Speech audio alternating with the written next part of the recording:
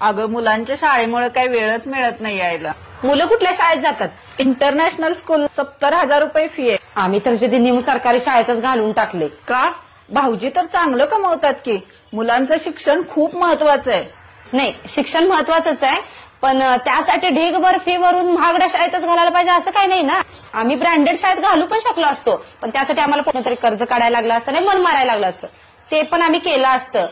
पण तेवढंच शिक्षण साध्या शाळेत पण मिळतंयच ना. आणि ब्रँडेड शाळेत घातल्यानंतर तिथली येणारी मुलं ती श्रीमंत घरातली असणार. त्यांचं राहणीमान, त्यांचं वागणं, त्यांच्या ब्रँडेड ट्रिप, हे सगळं बोलणं माझं पोरगं ज्यावेळेला तिथं जाऊन ऐकेल आणि घरी येईल त्यावेळेला त्याला त्याच्या आईबापाची पण लाज वाटेल. का तर माझ्या आईबाप माझ्यासाठी काही करतच नाहीत, माझ्या आईबापाने आमच्यासाठी काही कमवूनच ठेवलं नाही. बाकीची मुलं किती ब्रँडेड राहतात ह्याचं तर तुलना करायला लागेल. आपल्याला काय पाहिजे की आपला मुलगा यशस्वी झाला पाहिजे, त्याचं भविष्य चांगलं झालं पाहिजे. मग तिथं जाऊन जर तुलना करून तो निगेटिव्ह होणार असेल, त्याला त्याचं जे मिळाले आयुष्यात त्याचा पण कमीपणा वाटत असेल, आईबापाचा कमीपणा वाटत असेल, आईबाप कुठल्या कष्टात ना आपल्याला तिथं शाळेत पाठवतात ह्याची जाणीव पण नसेल, मग काय गरज आहे एवढ्या ब्रँडेड शाळेत घालण्याची? साध्या शाळेत घातल्यामुळे पैसे पण वाचतात. उरलेले जे पैसे असतात की नाही ते कुठं तर त्याला तबला आवडतंय, कुठे क्रिकेट आवडतंय, त्याचे क्लास लावल्यात.